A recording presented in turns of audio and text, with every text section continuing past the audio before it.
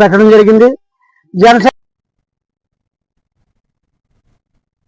వరంగల్ జిల్లా ఎన్ఐటీలో spring spree పేరుతో గత 3 రోజులుగా వేడుకలు జరిగాయి. ఇక విద్యార్థులకు చివరి రోజు రాత్రి సమయంలో 60 మంది విద్యార్థులు అస్వస్థకు గురయ్యారు. అయితే విద్యార్థులు అధికంగా మద్యం కూడా సేవించారనే సమాచారం.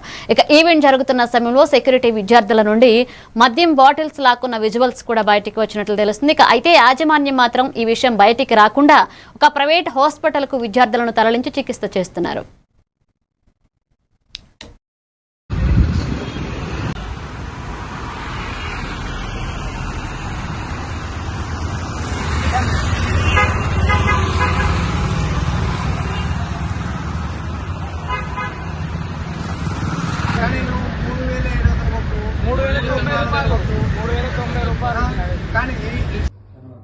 అసలు ఏంటి ప్రాబ్లం ఏంటి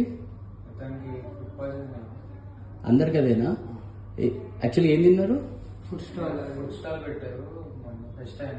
అవును, అయితే ఫుడ్ స్టాల్ లో బాగా ఫుడ్ పాయిజన్ కేసెస్, బాగా ఫుడ్ అక్కడ అంత క్వాలిటీ లేదు.